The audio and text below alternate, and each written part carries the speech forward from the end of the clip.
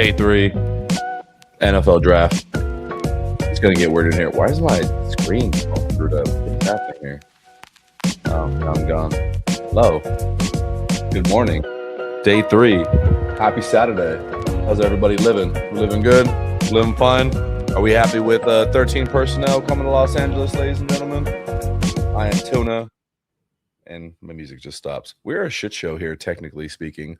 First and Tuna, NFL coverage, Rams coverage, independent from the heart right here in Los Angeles. What is up, everybody? It's day 3, everyone's favorite part of the draft, the most exciting part of the draft. Rounds 4, 5, 6, and 7. And Rams Ranger says, "You coming?" Boy, you can't ask me that on the first date. No, you did text me? I didn't see that. Let me see. While I get yelled at by Rams Ranger here, ladies and gentlemen, good morning. Sorry for all the technical issues here. I forgot the draft. Day 3 was this early. I thought we had a little bit more time in the afternoon, but we're here. I wanted just to discuss day 2. If you guys were on the channel last night, we had a really long stream. I think total run time was like 4.5 hours. But it was a lot of fun. Seeing the crash out, seeing the reactions for what ended up being day 2 tight end, day 2 offensive tackle taken, some death pieces for the Rams, and signaling something that was actually seems way more important than we initially thought a few months ago, with some coaching decisions that we'll talk about here in a second. I will text you back right now, Rams Ranger. But let me know in the comments, guys. Let's get this started. We're gonna get some future Hall of Famer on like round 6, right? We're gonna get perennial Pro Bowlers in rounds 4 and 5. So who cares about what we did the first 3 rounds? Oh man, is that how you guys feel too, or is that just me? Am I coping?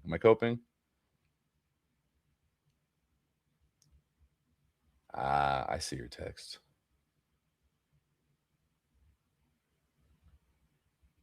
But man, I'm kind of excited. I'm not gonna lie. A little excited for what this team's gonna do in training camp. Moody says I knocked right out after the stream. Woke up too early.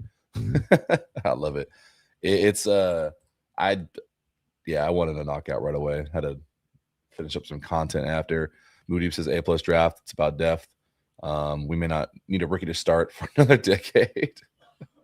I'll answer that publicly. I text you back, Ranger. But publicly, we're not going to the block party. We're going to sit right here because there's a few guys that we personally are paying attention to, not just for the Rams. You guys have watched the college interview series. We got some HBCU guys. We're looking at Trayvonte Sylvester, left tackle from Louisville. We want to see where he goes. Mark Stampley from Houston, a DB. We want to see where he goes. Really excited. If they end up being undrafted free agents as well, we're going to find out directly from the seat with actually some quote unquote insider information, but also just watching the Twitter blast and seeing what preferred UDFAs get signed right away. McCoy gone. He finally goes. Is he finally gone? Oh my God, good for that kid. Let's see. I'm seeing NFL draft board. Let's see what's happening here. Let's tune in real quick. Let's just get a lay of the land on what's happening in the draft so far. Man, you know what? Good for him. Jermon McCoy does go to Vegas. You know what? Good for him. I'm happy he did not have to wait. That sucks. It sounds like his knee problem. It wasn't the ACL. It was the way he had to get a bone plug. I have zero idea what the doctors and reports are saying, but I did hear somebody come on and say like, hey, no, like he's probably gonna have, if he has to have another surgery on it, the procedure for it is so invasive and has such a high risk for it basically just immediately ending his career if it goes wrong. And that's scary, and clearly that it's scary enough from what team doctors are telling their coaches and GMs of like, hey, don't just jump on him, like, because it could go really, really wrong really, really fast. Las Vegas. Good morning, Paul. What's happening? Everybody that's tuning in right now, a little bit unscheduled stream is day 3. We want to look at the NFL draft and see where all these guys are going and really be watching how future all pros get drafted. But day 2, thoughts. I know I asked you guys a minute ago how you guys felt about it, so let's talk.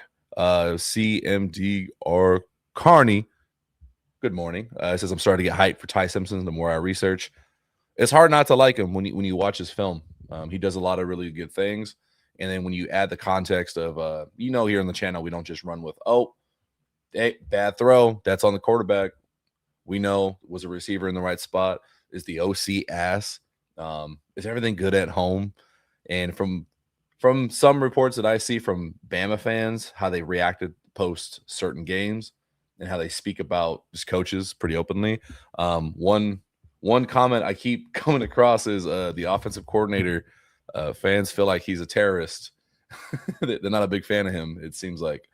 And so what does that tell you? It tells you maybe the scheme it wasn't great. So even as well as him and Jeremy Bernard may look, maybe they felt those guys were held back a little bit because of their system. That being said, the intangibles are there.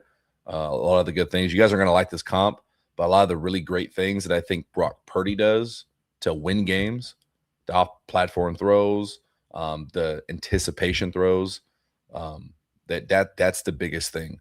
And I think that's the thing that McVay and Les have been trying to and their PR team have been trying to hammer home of what they like about Ty Simpson is when you watch him throw specifically over the middle of the field as well. Very similar to how we watch and appreciate when Stafford's doing it, because we're like, yeah, we see it every Sunday, and we know other quarterbacks can't do it as well as frequently. Is his timing and his anticipation throwing over the middle, throwing to a window where the receiver is not even there for another 6 yards, 20 yards down the field, but it's placed so beautifully perfect. They see and they hope to get the same sorts of things out of Ty Simpson in his game at times. Yeah, you see here in a lot of Purdy comps, and some people are going to like that, but the truth is he's a pretty good quarterback. If that's the bar, if the bar is he's a pretty good quarterback by the time he steps in, I mean, yeah, you got a lot to hope for as a Rams fan. I like Ty even if content suggests otherwise. Moody says Claire is the reverse Puka. He is a wide receiver playing tight end. And I do want to try to bring up my Twitter posts. So let's talk about Max Claire getting signed or getting drafted, as well as Keegan Trost. And we'll start with the tight end spot. Let me find my initial. Yeah, we're going to use this. Okay. Yeah, we'll use this as our talking point here. So, Claire and Trost, right? Why would they pick a tight end? Hell, I didn't think they'd actually do it. There's a nugget in the back of my head leading up to the draft where I was like, well, what if they, even Joe and I talked about it. What if they do go 12 personnel and go 13 personnel pretty heavy? What if? And it looks like they legitimately are going to do that. I think it's kind of cool when you think about it. We're witnessing, we all know there's trends in the NFL. It's a copycat league. When one team goes gun and 5 wide, you're going to see 6 more the next year. You see the Seattle Seahawks, their defense. Hey, we got a big, tall hybrid guy in Imanwari that we're going to put at the star position and make it hard for teams to know how to attack with 11 or 12 personnel. Now other teams are going to start doing that for sure. The Rams are trying to set their own trend in real time, and we're watching it, and you're going to get a lot of backlash from fans because the vision is hard to see and it's hard to grasp as hey, this could work, and ultimately it better work. But regardless of whether it's a good or bad thing, how we got here is pretty interesting. I keep going back again. I went back to the Ty Simpson pick, remember? And we talked about how Sean McVay said, hey, we're going to need Dave. It was important for us to keep Dave in the quarterback room for Stafford, for that marriage and for the cohesion in the quarterback room. And I felt like that was kind of telegraphing their intentions of hey, we're going to be adding a quarterback, whether it was a rookie, whether it was a different free agent. It was important for us to keep Dave there. And to the untrained eye, that's just a throwaway comment of like, yeah, you want your quarterback coach to be in the quarterback room, but we know how intentional they are, and if McVay is just saying something out loud, he's kind of telling on himself that it's a point, whether it's a bad point or good point, it's a point to be made. And the iteration, the inclusion of 13 personnel, like even starting up last season, like when it needed to happen because of the injury to Puka, the main advocates were Nate Schillhouse and tight end coach Scooter Huff. There were two of the main proponents. I believe Ryan Wendell as well. But Schillhouse and Scooter Huff were the ones that really pushed for it.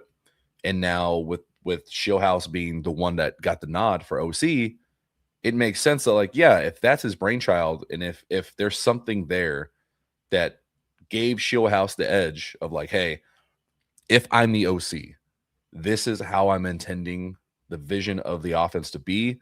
There is going to be more 13 personnel. There is going to be more tight end usage. And it's not out of just a plain old like, we're going to go heavy, 3 yards in a cloud of dust. But we saw parts of it already where it's like, yeah, you're in 3 tight ends, but 2 of them are in line. One of them, you got 2 technically wide receivers on one side. Ferguson is playing like a really big wide receiver, and then you got Puka, or sometimes you got a slot receiver. You could mix in your different X receiver at the time. Now you're going to bring in Max Clare, a guy who's borderline more wide receiver than anything. But the pro of using like a 13 or 12 personnel is it's a mismatch immediately for 31 other teams, or at least 30. I wouldn't say Seattle. It's a mismatch for most teams on most drives, because what is everybody going? Everyone's going a little bit lighter, right? Everyone's going a little speedy, attack to pass. Not everyone's got a heavy D line. Not everyone's got big run stopping linebackers. Not everybody has a Nick Emenwari to play your third corner spot. It's a mismatch for most teams. If you're able to roll out with the most athletic, dynamic variations of tight ends that you can, and you're just rolling down the field, and you're forcing them to pick and choose. Are we better in base, or are we better in nickel or in dime? And they're going to attack you for it. And I think it's interesting. I don't know what other twists we're going to see out of 13 personnel. I don't know what Schillhouse is whipping up, but obviously this hiring promotion for Schillhouse is more important than we realized at the time in regards to their draft strategy. Maybe I'm looking too far into it, and maybe Max Clare literally is just a depth pick. Maybe he's just like, just in case Ferguson goes down. I don't know. And if this works, Schillhouse is going to be coaching the Browns in a year. Yeah. It's if this works out, if this is the case, and we see just heavier personnel, a lot of under center for the next 16 games, 17 games, it better fucking work. But it will be interesting, regardless of how you feel about it. You have to appreciate watching a potential shift in modern day offenses right now. We always are enamored when they, an offense whips out new things, and like, oh, they're putting up 40 points a game because they're doing this new thing that other teams are doing. Oh, they're using interesting motions. Like that's been the latest trend is motions for the last few years, and getting killed. If you're an offense with zero motion or lack of motion, like Philadelphia was, your offensive coordinator is going to get killed. So this is the next potential trend that we're seeing. The Rams do like to try to stay ahead of the curve, at least with things on the field and football operation efficiency, but that's neither here nor there. But yeah, I thought I liked the pick. Initially, I was kind of confused because we're all anticipating wide receiver, but clearly the vision is they want to go heavier, and you don't need a third wide receiver if you never go 11 personnel at all. Kamal says, I think Ferg is fast enough to make 12 viable against base. So 12 becomes a new 11 and 13. Yeah, I kind of said that. I said that out loud after the stream last night. I said, what if 12 is the new base? I don't know if now we're just getting crazy. Like, what if they're just going to amp up 13 personnel from a 30% usage to a 45% usage, which is significant. Using 13 and 12 personnel at a 45% clip is wild when you think about just modern day NFL. This doesn't happen. Let's check in on the draft real quick. Yeah, those are my thoughts. I think that part's a little bit more important. It's interesting if that's the case. If there's any validity to it, I'm hoping to find out a little bit more at training camp. I wish we had answers now. Maybe some of those beat writers, if anybody's watching this, it's something you ask at the next press conference. How much influence did Nate Showhouse have on the day 2 picks? Now, the other day 2 pick, Caleb Proctor going to Arizona. Interesting. Daryl Jackson going to the Jets. Nothing crazy yet. And then best available, Keontae Scott's up there. Rams do not have a pick for ever. So we got more than a little time to yap today.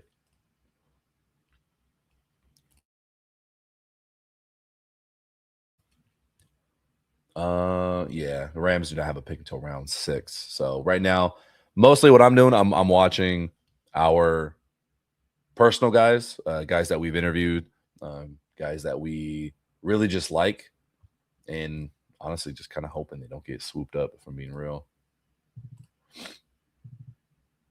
By the way, if I got sniffles in the morning, if it gets annoying and you guys can hear it, please let me know. All right. Let cut chair on TV for a while. Exactly. The Keegan Tross pick, that one's a little bit easier for fans to digest. Everyone wanted a backup tackle. It's about the same spot you kind of assume too. Round 3, round 4, if you want to get a really, really quality guy that you think could at some point start to some degree. We've talked about that a bunch. The first 3, kind of 4 rounds are day 1 impact guys for the Rams. And so that's what does lead me to believe that Claire is not just going to be a backup. I do think they are in love with what he brings to the table as a receiver right away. This dude just commented on Twitter at us, 5-0 line, 5 tight ends plus Maddie. Unstoppable offense, and I agree with it. I absolutely love it. Quality right tackle starts. Might be best at guard. Good depth pick. He's just a fighter. He's one of those guys that you appreciate, that you end up liking for multiple years. Maybe he never translates into like an all-pro type guy, like a bookend, but he's just constantly always having to start at different spots and just a fan favorite because he absolutely you can't keep him off the field.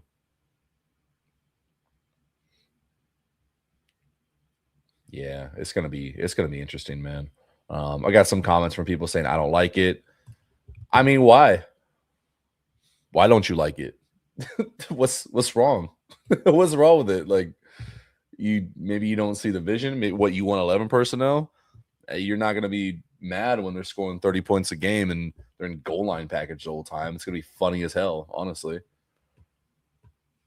Before we talk more about the Trost pick, make sure you guys hit the like button. Hit like, hit the bell. If you're new here, hit subscribe. We do stream Rams content 3 days a week with our joint show with Rams Showcase. That is both horns. And then we're just constantly annoying and online, and we're fun to listen to. So come on. Brendan Thompson goes to the Chargers. They get their additional wide receiver to help out Justin Herbert a little bit. But yeah, man, the Keegan Tross pick, just really happy for that guy.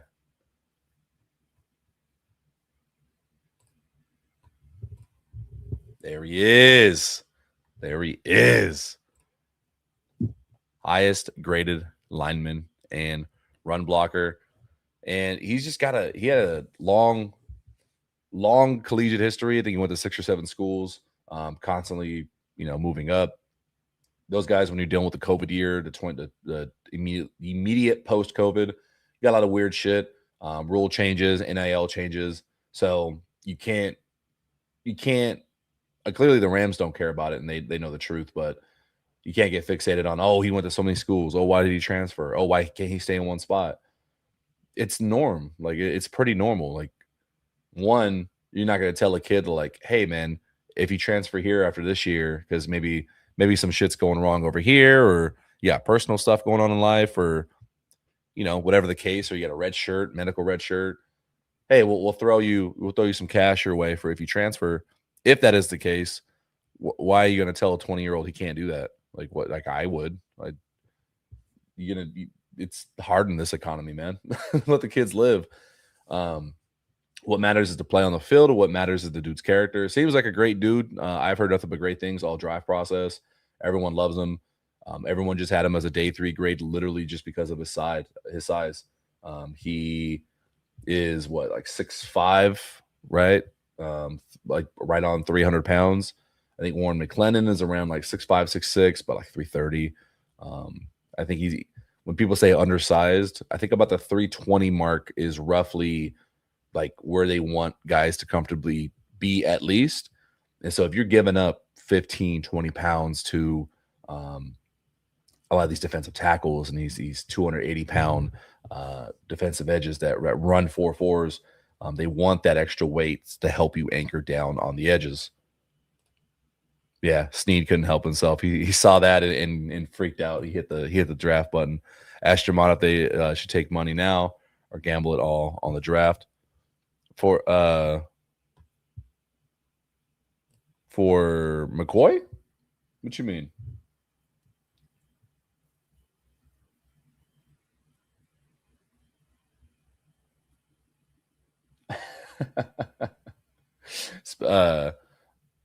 Rams Rangers sent me a text, a photo of someone's sticker on his way to the draft party.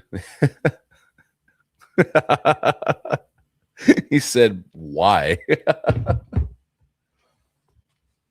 But good on the Rams getting their depth guy in day 2. You back up Warren McClendon. You give yourself a little bit more flexibility, some breathing room. They're like, hey, if our guy goes down and Limmer is not available, or Dedich is not available, or if Dedich is already here and somebody else gets hurt, they're going to feel comfortable throwing in Trost in any of those spots. So it makes you feel pretty good that they are thinking not just of the future, but of the immediate.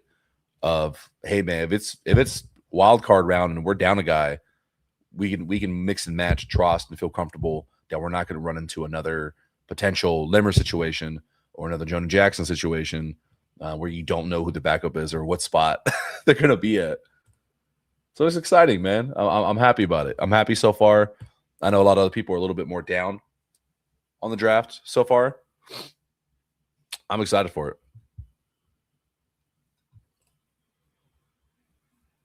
Yeah, this is gonna be a long day. We probably won't stream this entire thing because I'm gonna be real. I don't want to sit here for 5 hours. I did this yesterday. I can't do it again. Ooh, hold on. Excuse me.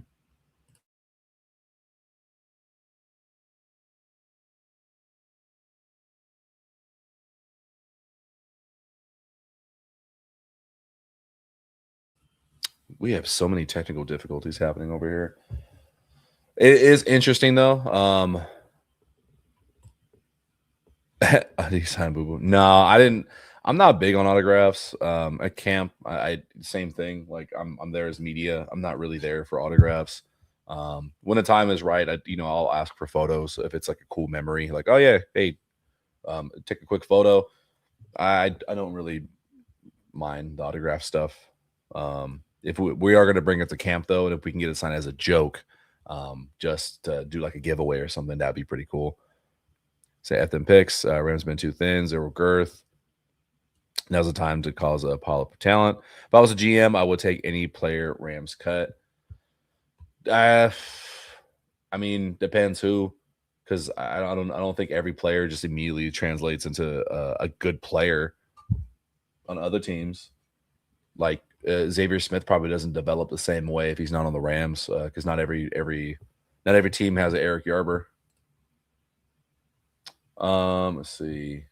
Looks like we got new stuff up from Rams Up Podcast. Yeah, those episodes of the pick reactions from both the Max Clare and the Keegan Trost pick are up on Rams Up Podcast. I think he sent me the link. It'll be up on our channel a little bit later once I figure out how to do the collab thing. Having intern problems. Yeah, bro, it's you. You're the damn intern. You're supposed to be over here fixing my wires. What are we talking about?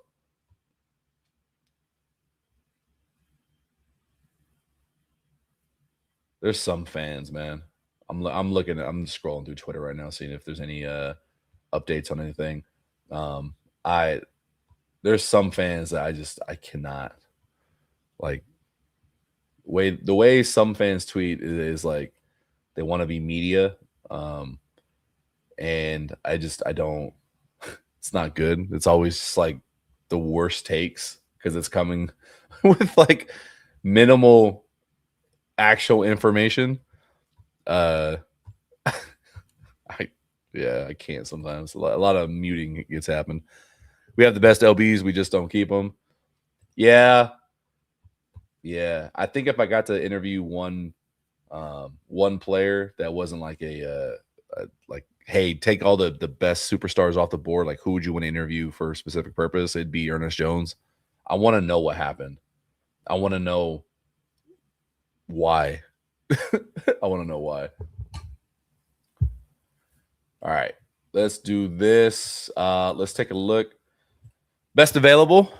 Let's see who of our pre-draft darlings that we talked about on stream are still here. All right. Let's go through the positions. Quarterback, we didn't really have anybody that we loved outside of, we appreciate Taylor Green's athleticism. Sawyer Robertson, I can see a little vision there for him, and Joey Aguilar. I'm going to be interested if a team appreciates Aguilar the same way that we did pre-draft. Kamal asks, is Sean Ellis even in the draft room this early? Yeah, they're there. They're taking care of it. The only head coach that's not is Mike Vrabel.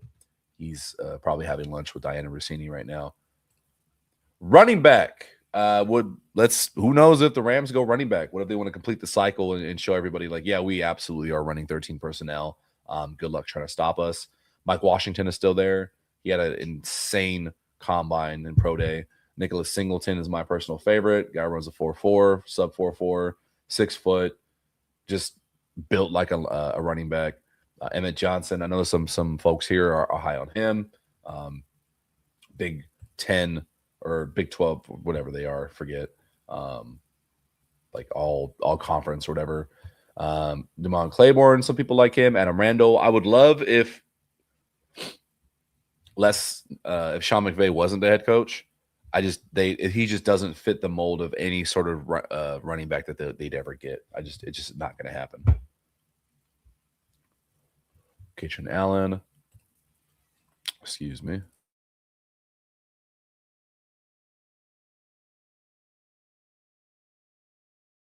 I'm not going to lie. We got mad mocos today. I don't know why. I don't know what it is. If it's allergies, my eyes are itchy. I don't know what's going on. All right. Receivers, though.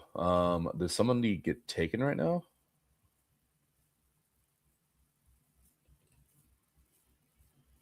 We're jumping around right now trying to see who got taken because it's hard to keep up. Grayson Halton went to the Niners, so they beef up their defensive tackle room. Jonah Coleman, that's why, running back from Washington. It was funny when I was watching Jonah Coleman. You know what he reminds me of? It's just Kyron Williams. It's just Kyron Williams. It's what it is. And some people are like, oh, what if we get Jonah Coleman? It's like, dog, we have Jonah Coleman. And we have Jonah Coleman light in Blake Corum. Why do we want? And we have Ronnie Rivers. Why do we need more of the same guy? There are some positions that drive you crazy how the Rams address it. It almost feels like they're unwilling to go outside of the norm. I get it. You like what you like. Gold wants a certain style. They emphasize pass protection, and Kyron Williams is absolutely an amazing pass protector. Like, you don't want Nicholas Singleton. You don't see. Is he not good? Am I wrong? I don't know. Skylar Bell, wide receiver, he's still available. I want to know where he goes, man. I think he'll be really good. People love Bryce Lance. He's still on there. Kevin Coleman, folks are in love with. I don't see it.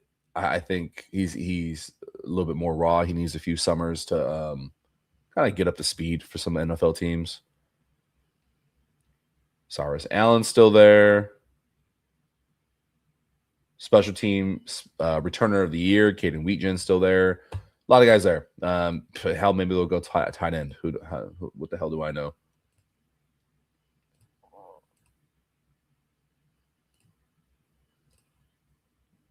If they want to beef up the defensive line room, they've met with Rayshon Benny. He's still available. Tim Keenan, really big guy. Like if they want just a taller backup, just body, just a massive man to back up Puna Ford, it's Tim Keenan. Dude, he's even stopping the photographer in the photo. Look at this man. I messed it up. There it is. Look at that man. It's a big dude. It's a damn big dude. Linebacker, of course, Kyle Lewis is still on the board. 4th round, Deontay Lawson is available.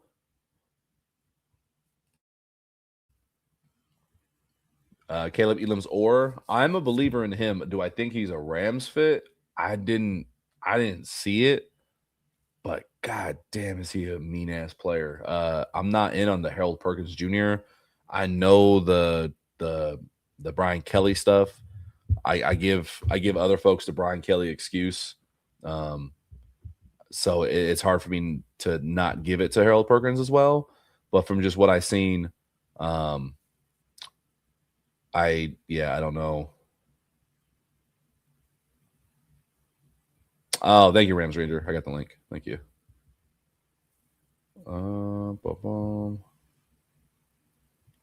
Let's see who we got. Jaden Canada.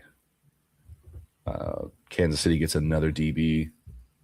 Edge rushers, if they want to address that. Joshua Josephs is still there. He's got a mean spin move. I did like him. Danny Dennis Sutton. I don't have any evidence or proof to it, but I felt like LT Overton would just be a type of player that the Rams would appreciate. Almost similar to why they like Keegan Trost. Is LT Overton like the best edge rusher or best 3-tech? He's not necessarily gonna win awards at that position, but he has played every spot on the defensive line, and he's done it pretty well. And he was a starter at all spots, and I think the Rams might appreciate that. I think if we're going into this draft and really just if it is just depth, go get LT Overton. I mean, just shore it up. Like if Turner or Ford or Fisk go down, you could throw him in there and be just fine. DBs are still pretty deep. There's a lot of familiar names.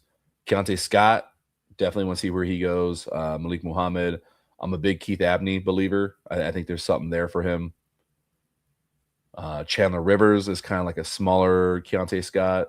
Charles Demings. I would say out of all the pure corners, like outside corners, I think Charles Demings is the best one left. He's also the one that had the quote of that wide receiver better be ready to die for this, because Charles Demings is out there willing to die to beat a wide receiver. Some pretty good bars.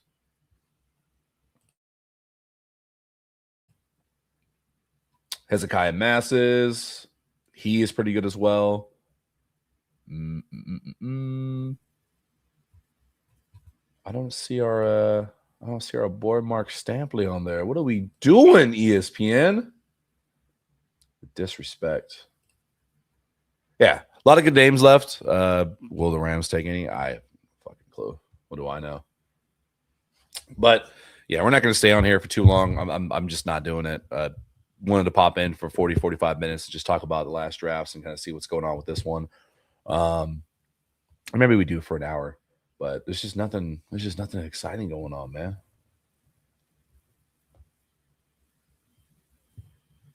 Let's see. Is there a player you guys really want? Do you guys come here often? I feel like I got to small talk you guys. They didn't want to wait. Let's see. I know Jets are on the clock. Jets have had a pretty good draft. If we want to talk about recapping other teams' drafts, I do believe. Oh, okay. Jets trade up to 110, and they take Cade Klubnik, quarterback at Clemson. So we get an aggressive-ish move. Round 4, pick 10. The Jets select Cade Klubnik. You see it right there at the top, that spot right there. I think a lot of people had a lot of hope for him. They thought he'd be a lot better. Clemson overall just didn't have the strongest of years. They've had some shit going on the last few years since their championship days with Trevor Lawrence. The tools are there, and I can see it. I don't know if he's a. When I watched this film, I had a hard time figuring out if it was just his problem. You get some inaccuracies here and there. Not the biggest guy, so he'll be 6'2". Yeah. Muad'Dib's point is exactly. You gonna tell me Jets or Cards would not want Simpson? They did want Simpson. There are good 8 to 10 teams for sure that wanted Ty Simpson. I believe some of them were willing to trade up for him. We don't know if that attitude, what Sean McVay was pissed about. Really don't know. But the point is, Rams got him when they did.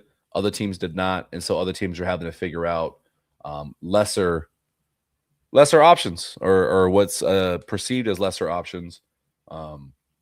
Cardinals absolutely wanted them. And like we said yesterday, like where's the last place you would want if Ty Simpson is your guy and you're willing to spend a first rounder on him, where's the last place you want that guy to go instead? And that's in your division. And so if Ty Simpson ends up good, I think that's another part of it that Rams fans are going to like. We're going to keep receipts, man. Like, you're going to have to just remember, yeah, you can be mad at McVay for certain things like time management in games, his long-winded ass press conferences.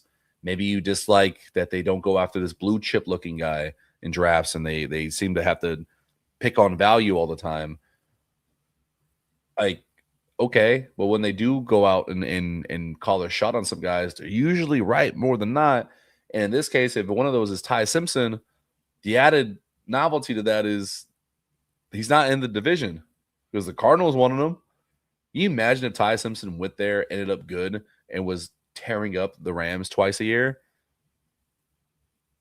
I'd be fucking annoyed because I'd be pissed at McVay for not pulling the trigger to make it happen because clearly Ty Simpson's good at that point.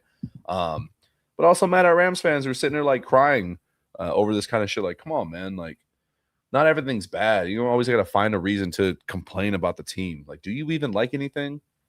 Like, is there anything you like about the team? Like, are you even a fan or whatever? I don't understand.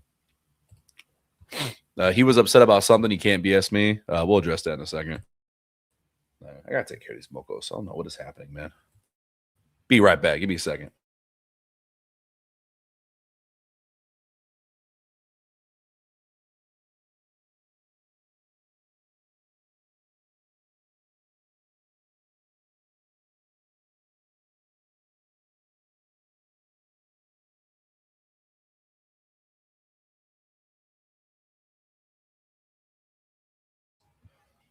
David goddamn Putney.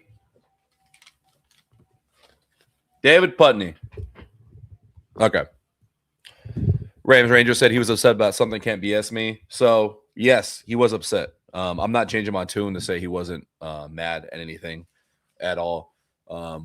Contrary, like, I'm not buying that at all. I don't know where that is coming from.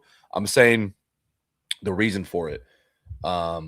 Because everyone's trying to pin, oh, he was upset about Ty Simpson. He didn't want the pick and this and that. And, you know, we addressed it after day one on yesterday's morning stream. There's no way the Rams secretly selected a quarterback behind Sean McVay's back.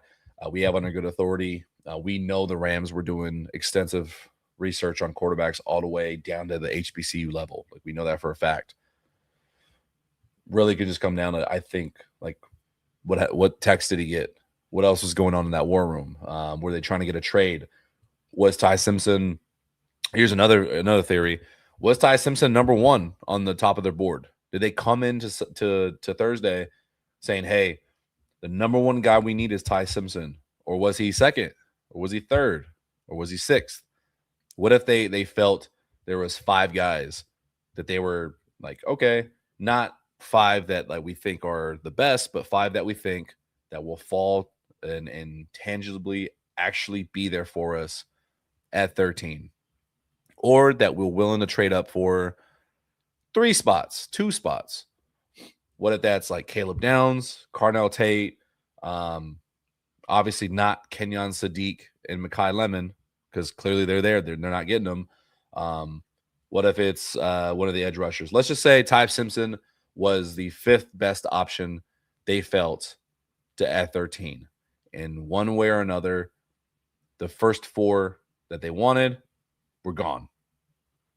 And what if they just spent the last hour or so working through trades, hammering it, having hard conversations, and then on top of all that, obviously it did not work. No trades happened. Maybe they had trade backs that fell through, getting yelled, whatever the case is, right? Just put that possibility in your head. Like, is that insane to say that could be happening? I don't think that's a illogical like rationale. After that, like the cope is like I kind of joked of like, what if he had something personal going on? I mean, you got 2 young kids. Like, I'll put you on blast right now, Rams Ranger. You got kids. How quickly would it go if you're having a decent day? You're going out to the block party, maybe with one of your boys. You get a text. Both the kids, one of your son got into this. Your other son got shat his pants. You need to come home right now. How quickly does your mood shift? Are you going to be in a great mood when you got to go deal with the pressers, with the media? And then you walk into the media room and the vibe is quiet and weird, and everyone's like, why did you take Ty Simpson? Like, you're almost getting shunned right away. And then with the final bit being like he said, and I do buy it, because he McVay is a bad liar and he is bad at hiding his emotions. We all know that. But I do buy, I don't think he's lying when they're saying like, yeah, like talk to Stafford. And obviously I want to be a little bit more subdued, because it's like, that's your boy. Like, you don't come out here celebrating like, oh yeah, Stafford's half dead. We got his replacement. Don't worry, everybody. It's just not going to happen, man. That's some bullshit you see from the Jets. That's some shit you see from other teams that end up getting quarterback controversies, where you got a starter and all of a sudden you're signing a big name free agent. That shit don't happen here at all. He was upset his hair wasn't the main focus of the conversation. Literally. Yeah, exactly. All right, let's see. Let's take a look at this little draft here. Give you guys a quick update. Cage Casey, Boise State tackle, goes to Denver. Drew Shelton, the other tackle from Penn State, goes to Dallas. Up on the board right now. Indy's picking Dallas, Baltimore. Just waiting for that notification of the Rams moving up, man. Kyle Lewis is still there.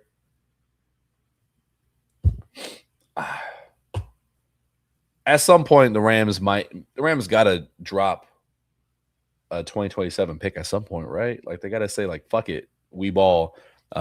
Take our 3rd from next year and take our 6th and let us move into the 4th round, because we want Kyle Lewis. Do they even value him at all? I don't know. I hope so. Yeah, after his post-draft presser. God, I cannot talk. After his post-draft presser last night, I feel better about McVay's body language night 1. Yeah, it's just weird overall, man. I mean, it's just one of those things. I mean, we looked too far into his body language after week 16, where he was all pissed and had to backtrack his statements because he was like firing at a reporter. So, at that point, we're like, oh, he's so pissed at Puka. Like, oh, what's going to happen? What's going to happen? And nothing happened. Like, we moved on the next week. Yeah. You know what it is. Jalen Farmer, Kentucky guard, goes to Indianapolis. I like that a lot. But yeah, we're not going too far long here, guys. Just want to do a quick update. Did I miss anything else? It was mostly, I mean, it's more just that, right? The reaction to the tight end pick, exploring Keegan Tross a little bit. I'm gonna have to do a little bit more diving, but I don't think I have anything It's not really a lot of crazy shit. I'm looking at my bookmarks to see if I grabbed anything of note. I do know Wyatt Miller, intern, yeah, co-beat writer along with Stu Jackson. Ty Simpson on his impressions on meeting Sean McVay. This was yesterday. He's got the juice, man. He's a fireball. He loves ball. He's involved with the offense. He's involved with the quarterbacks. It's very similar to how Coach DeBoer was at Alabama. Awesome. Love to see it. So he's already spent day one. He's a first day on the job. You guys got to look at my bookmarks here. Incredible. That Celtics game last night, man. Top playoff moment for me in a long time. Jason Tatum hitting a dagger 3 with 20 seconds left in Philly. That last 90 seconds, the Celtics basketball was just really damn good. Yeah, we'll touch on Claire again here in a second. There's a good long note. Here it is. Here, we can talk about Keegan Trost this way through Ryan Anderson. Ryan Anderson made a really good post talking about Keegan Trost. Keegan Trost is the kind of prospect you root for because nothing about his path was handed to him.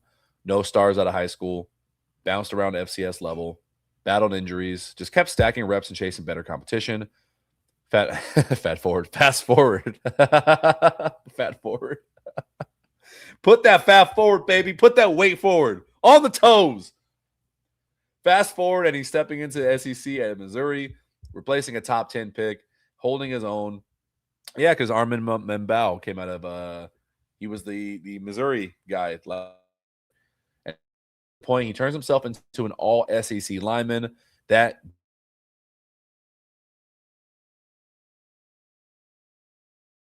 his hand usage took a real step forward in 2025, and his ability to recover and stay attached in pass pro is what keeps him in fights. Plays with a steady base, physical hands, and enough toughness to make life easier in the run game. There are limitations. Arm length will pushes him inside, and he'll need some mechanical cleanup if that transition happens. But this is a technique-driven player who knows how to survive and compete. At this point, you're not drafting upside as much as you're drafting reliability and versatility, and Trost earned every bit of that shot. We already gave that a share. And then, actually, what we'll do, we'll go through some of my favorite Rams beat writers and content creators. Make sure that you guys, if you're still here, if you're watching live, or if you're watching this post-mortem, post-publish, you got maybe some new people to follow. Elijah Surratt, wide receiver out of Indiana, goes to Baltimore. So, not a Ram, guys. Yeah, I love the Keegan Trost pick a lot. Let me go through my bookmarks one more time. Spider-Man meme. I got a random fan here. I saw this 2 nights ago. Shout out to Carlos B, Mr. Carlos Burrell. Just finished a presser. Not as bad as some may seem. Just seems like McVay is trying to show respect to QB1. How weird would it be for him to go up there and be super pumped and excited about a QB when Stafford is still the guy? Agreed. Definitely agreed. Who are some relevant folks that we love following? Do you guys have any who else do you guys watch? I know mine and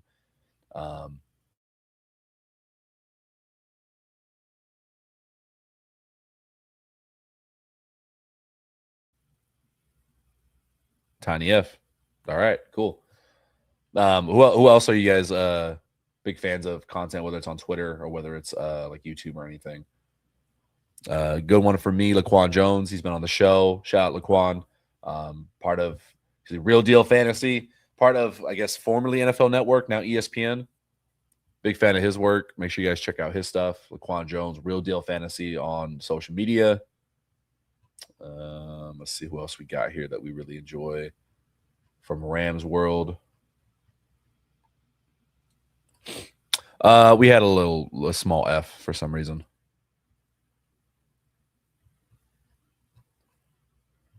Obviously, Stu Jackson.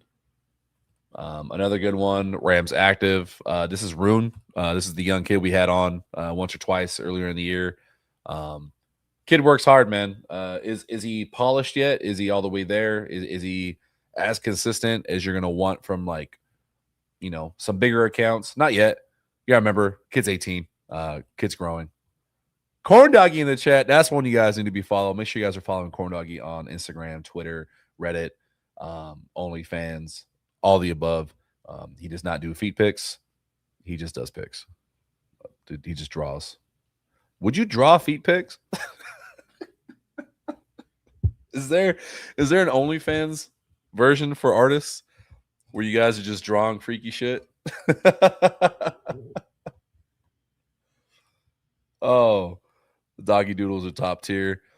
How much? No, Corn Doggy is top tier, man, and it's really cool. I got a lot of respect for him.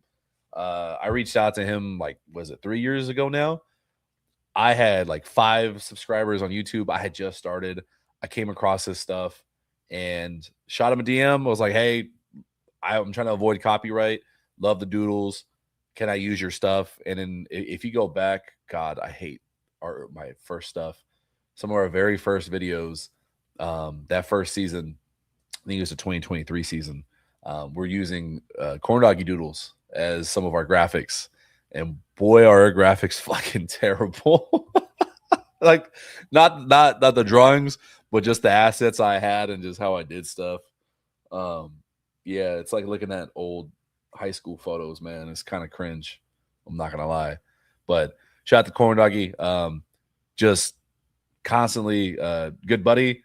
I not to give away the game, but he has presided in California previously, and we were able to connect.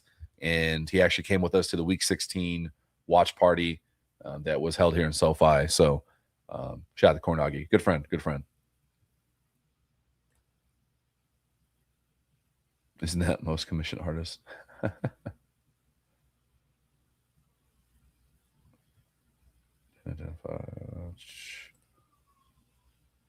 Okay, let's relax. Let's calm down. That's enough now. That's I might put you in timeout here.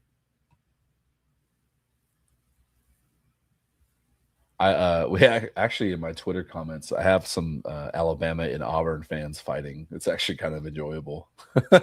Like they're taking shots at people that like I don't understand. I'm not down with the lore. All right, you got some names coming off the board here in the 4th round that you guys are going to be familiar with if you watch some of our draft dudes series. Keontae Scott finally off the board, staying home in Florida. He's going to Tampa Bay. Elijah Surratt, big-bodied wide receiver out of Indiana. He lands in Baltimore, another weapon for Lamar Jackson. I like their draft a lot. I do like Elijah Surratt. Jalen Farmer, I thought he'd come to the Rams. I thought maybe they liked the depth that he provided. Same with Cage Casey. Both of them find homes in both the horse-themed teams. I have not been able to drink my coffee yet. Travis Burke, Memphis tackle, goes to Los Angeles. You guys didn't answer my question, though. At least I don't think so. Is there another creator? Is there anyone else you guys want me to shout out on here to help circulate some love to them? Because there's way more than just me. I'm just one knucklehead. I cover one certain niche, but there's other people that do. Like I know Jake does the ultimate daily stuff. Like, hey, if you want to talk about this one topic for 15 minutes every single day, he's right on cue. He's right there for you. Sheriff Joe Bags is more the long form. Hey, I'm gonna hook you up with every detail, the lore, the history before these two teams play. A lot of respect for him, man. Just returned from the farmer's market. Did I miss anything? Yeah. Corn Doggy actually, he gave us free access to his OnlyFans, but it's all artists. It's a different OnlyFans where they draw the content. So you missed out, man. Sorry. Mostly the Tuna Network regulars, Sheriff, Rams House, Peo. Awesome, dude. Love that. Yeah, I'm trying to sort through. I'll just off the top of my head, I'll just go through some of our guys. ones that I talk to pretty frequently on Twitter. The first one that comes to mind, just because he's been very active. He's been a very, very early adopter of understanding the Ty Simpson pick. Shout out to Blaine Grizek. He recently got that promotion where he is now the lead publisher for Rams on SI. We had connection with them through working with Brock Vieira. He was the beat writer for Rams on SI out here last year. Blaine Grizek, man. He'll be a little long-winded at times when he's explaining, like he's very descriptive, very like, hey, I'm gonna break down every detail for you. But the man does the research. The man, like, he'll stand on business. Like, you're not gonna tell him his point is wrong based on your feelings. He will take the unpopular opinion if he feels his research does so. Like, he doesn't usually go out on the limb and say, nah, I just feel this way. I got a lot of respect for Blaine. Very, very good follow. As you can see, you're going to get a little bit of everything. You're going to get a lot of like big write-ups. You're going to get the information, deep dives, kind of how like I found one randomly about the hey, Nate Shieldhouse. He's the reason that they're going tight end because, the 13 personnel. Blaine's going to find a lot of stuff like that as well. USA Expat, I would say the only thing that you really did miss, though, is quick recap. I mean, it's a good time for a recap. God, my ADHD brain. Yeah, we'll do a recap here in a second. Let me finish what I was doing. Showing you guys other creators I do like as this draft is going on. God, it sucks because literally having ADHD, you got to stop yourself sometimes and say like, hey, finish what you were doing. Focus. Lock in. Let me see here. Noah Dalzell is more of a Celtics. Obviously, Celtics. LAFB Network. I do enjoy LAFB. Boom. I don't like their graphics. I'll tell Ryan if Ryan's watching this. Sorry, Ryan. I don't like their graphics. I think we got to put the interns through boot camp. I think we got to improve these a little bit because I think they're a little bit too big for stuff to be looking like it's just on Canva. I think there's room for them to improve there. But the video work, I think their video work is really strong. Ryan Anderson, the other Ryan as well, when they talk, good dynamic. They're doing a lot of work with Believe Network, with Aaron Coscarelli, and now with Rob Havenstein. I would watch out for LAFB to expand and get a little bit bigger. I would love to see their vibe take over for, Locked On Rams. I'm not the biggest fan of Locked On Rams. It's not my style. It doesn't tickle the need for me when I do want to collect information. But LAFB is a good one, kind of a good catch-all. And they cover the other LA teams too. So you're going to get more of the Los Angeles vibe. I'm a big fan of theirs, 100%. Who else we got here? Where are our other buddies at? Who else we be yapping at all the time? Ian, obviously, Rams Up podcast. Duh, because we're fucking streamed with them. If you want someone for... you guys don't care about Commanders junk. Obviously, Rams Bros, a given, a good one. I got a big shout out to Real Talk with MJ. I know you guys probably don't like him too much just because he is an Eagles fan, but I talk to him pretty regularly. I got a lot of respect for the dude. Stands on business. If he has a take, he's going to stay consistent with the take. If he wants to give props to the org, he'll do that. If he wants to double down on a player being good, but then ends up being wrong, he'll come on camera and be like, well, I was fucking wrong. I don't appreciate guys that just try to pretend the shit doesn't happen. He legitimately will call himself out all the time. He's been a little quiet towards me with Celtics up 2-1 over Philly, but I'll let it go. Real Talk with MJ. I think more for not just the Philly perspective. I think the entertainment perspective, and he'll talk about, if you like my takes on the bigger picture stuff, like with the NFL or maybe some social justice matters, Miles Johnson is a good friend for that as well. I got a lot of respect for him. But yeah, those are just some guys that I really appreciate. I think you guys should follow as well, whether it's on social media or YouTube, whatever it is. USA expat. Yeah, there we go. So to recap what we talked about earlier, obviously the Ty Simpson pick, go find yesterday's recap of recapping day one. My thoughts on day two, I love it. Initially shocked because you don't think they are going to double down on 13 personnel, but clearly it wasn't just a flash in the pan. They really do appreciate it. And then I'll bring it up again for you, just for you, expat, just because you're special and I love you. I'll bring it up here. We talked about this pick getting telegraphed. Not just Trost, but I think more so Claire. Because to the same notion that we talked about Dave Ragone staying in the quarterback room being kind of a sign of, hey, like I'm going to need your extra hands working with Stafford and working with, whatever QB's in there. They intentionally made sure Dave was staying there. And Nate got the promotion.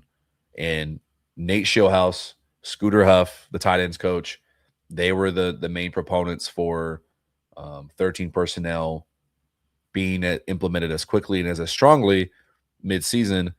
And with him getting promoted, it goes to think like, all right, maybe the logic is his pitch for himself was, if I'm the OC, we're going to implement 13 personnel, but it's not just goal line. It is like, hey, if we can grab an extra body here, this kind of tight end, if we can, coach the guys up this way, here's the game, here's the X's and O's. Like we can do something a little dynamic and cool. And I truly do think that, I don't know if I could word it the right way. Here we go. Jim Everett kind of said it first, and I kind of rephrased it. There's a reality we witness an attempt to modernize those jumbo sets, like 13 personnel, right? But things that look like goal line, look like 12, just jumbo sets.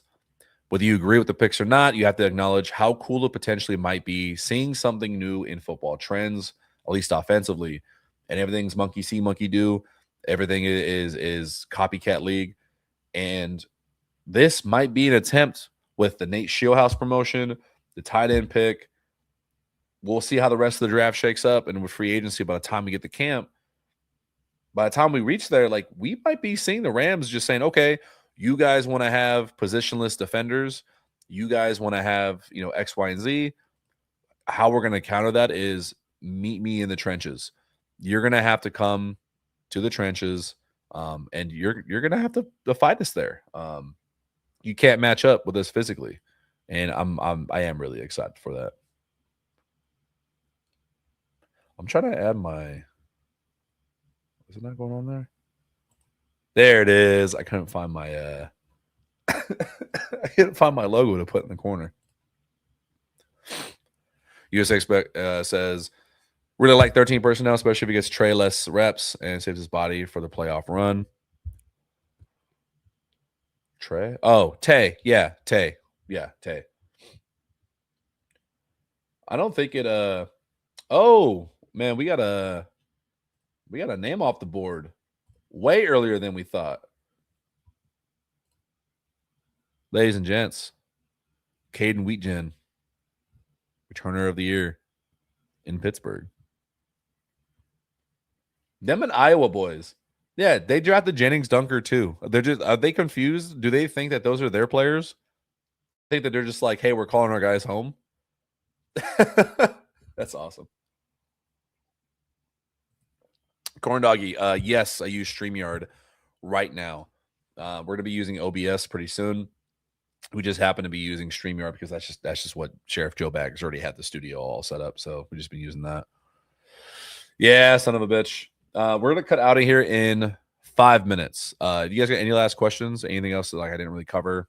I mean, a little slow, a little dry. I'm sorry I don't have any bells and whistles to excite you guys a little bit more. But any questions regarding coming from this draft before we cut out of here in about 5 minutes?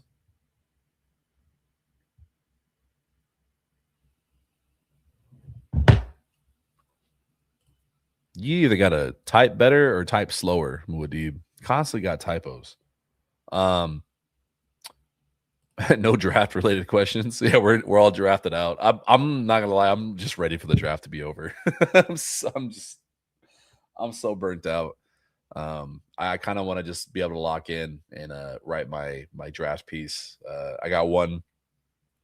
Hey, maybe we could brainstorm together. What I'm having for lunch though, I think I'm gonna have probably a late breakfast. I haven't eaten breakfast. I usually just go with water and coffee. I draft related. I'll probably do like some sort of omelet or something, to be honest. Herman McVay likes tight ends. I hope we take another tight end. I'm not gonna lie. You think I'm kidding? You guys know how much of a troll I am. I would be. This is for scouts. Mm-hmm. Add some kimchi. And I'm like, you think I just got kimchi laying around, bro? Like, what are you talking about? No, I'm not adding that. I don't want that. You guys can help me brainstorm. Because I got to do at least two pieces. Writing and my ADHD brain, I can't ever just like pick the topic and run with it. I do want to have one on Ty Simpson. We're going to have a Ty Simpson focused one, and then we're going to have a big picture focused one. I'm thinking the first one is just, I don't want to regurgitate what that long piece was, explaining the process that the Rams got to the first round. I will recap it quickly, but I'm thinking we add in a little of my information, knowing from sources, hey, they did their research down to the bottom, like not the bottom of talent, but the bottom of collegiate football pool of like HBCU quarterbacks, FCS quarterbacks. Like they did their research. They met with top to bottom, adding that flavor in there as well. And then just trying to understand the vision a little bit more of like, hey, this might be a dude. I know we're gonna have that one, but what direction do we take the second one? Do we just focus on the Nate Shieldhouse part? Because I don't see a lot of that out there. Not that I'm dying to be different and shit, but I don't want to just regurgitate the same junk. Maybe we just talk about how 13 personnel is Nate's brainchild, and this was always the way. This was the path set years ago. Do those two sound good? Is anybody even listening?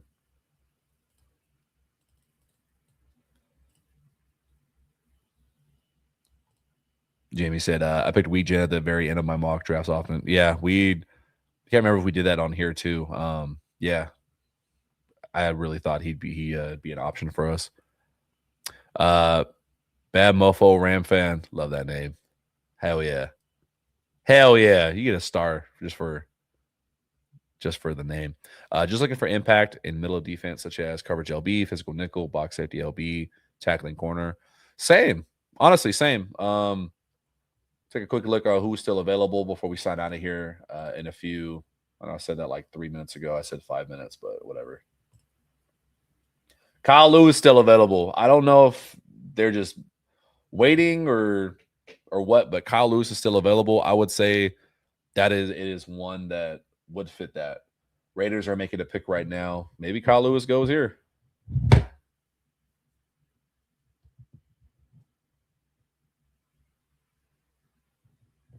That Raiders chant has to be the most annoying thing to exist around the NFL. Ian Rappaport tweets, an old school Raiders pick Mike Washington, running back out of Arkansas. That's a backhanded ass compliment. We all know the Raiders back in the day used to just pick like, who's the fastest guy? Who's the fastest guy in the world right now? Take him. We'll figure him out. That's fucked up. I mean they got I don't know. All right. Watch him be better than Genty. Some people say he's a sleeper, man. I don't know. I didn't pay too much attention. I didn't look at every single running back just because I didn't feel like it was I didn't take it as a thing that the Rams would do. I just don't trust them to take the players that I like. Easy to defend 13 personnel, 1,000%. But we'll keep watching the draft. If you guys got me on social media, DM me. We'll go back and forth on thoughts on guys. We can cry together when guys like Kyle Lewis or Justin Jefferson go somewhere that's not here in LA. Thanks for hanging out with us for an hour. If you're missing, you want some input on the picks, go back to the beginning. If you missed it and you joined us late. But we will be back Monday evening with our regularly scheduled Both Horns program. Be looking out for that. We're going to have our recap pieces coming out tonight and tomorrow as well. And then film for you guys that have subscribed as members to the channel, that you see one of the perks is access to certain videos early. And then for the few of you that are already found our Patreon that we didn't even promote and blast yet, early videos. Those include the film breakdowns. Film breakdowns are coming on Ty Simpson first, Max Clare second, and then it's going to take me probably an extra week or two on Keegan Trost, just because outside of just rewatching Missouri games in full, it's a little bit harder to find already pre-made cut-ups of linemen because it's just not a sexy position. You're more likely to get quarterbacks and skill guys. But film ones are coming first. You get those. I haven't decided if it's 2, 3, 4 days early. I'm not worried about them being first to market. I'm more worried about like, hey, there's a lot of you that pay us as members and for the perks, and one of them is you get free stuff. So I want you to be able to have that first and enjoy it. But yeah, film's coming out.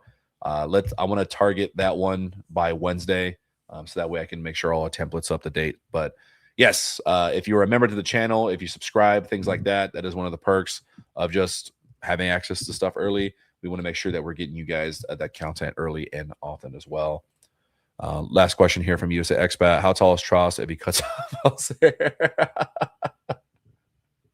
Why are you giving away the game, bro? Why are you hating?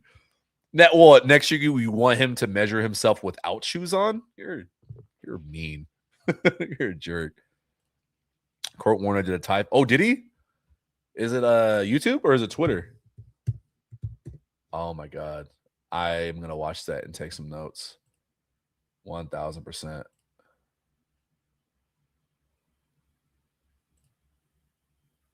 Oh, all right. I opened up Twitter because I wanted to look up Kurt Warner and see if it was on Twitter first.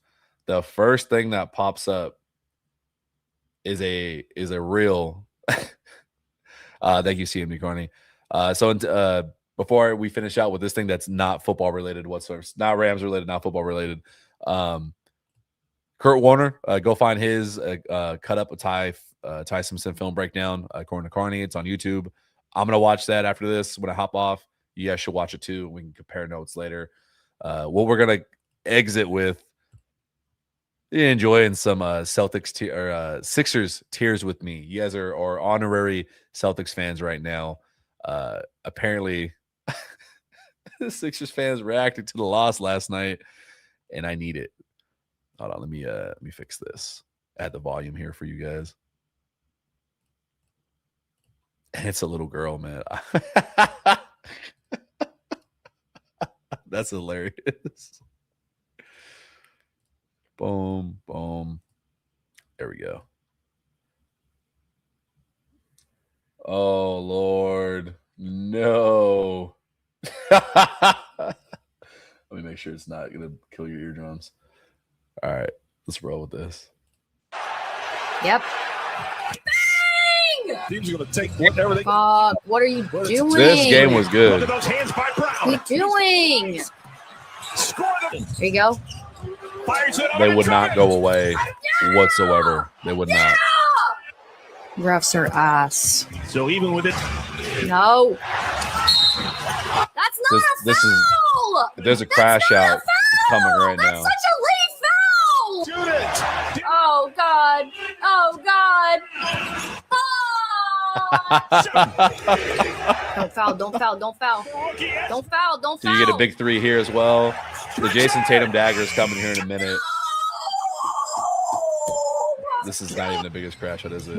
What the fuck? What This motherfucker sucks.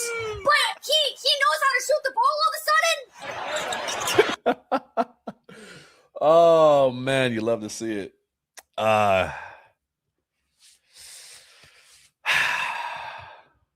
You love to see it, ladies and gentlemen. Love you guys, man. Parquet floor with dead spots, no air conditioning when playing Lakers. You can't let this shit go. Hey, man. Everyone's got their home court advantage. For us, it's the parquet. For the Lakers, it's stealing Minnesota titles and claiming them as your own. Everyone's got their angle. That's all I'm saying. We went way too long today. I feel I offered you guys absolutely nothing. But yeah, like, subscribe, and then look out for the film coming out. And I will see you guys back Monday. And as always, go Rams and go 13 personnel.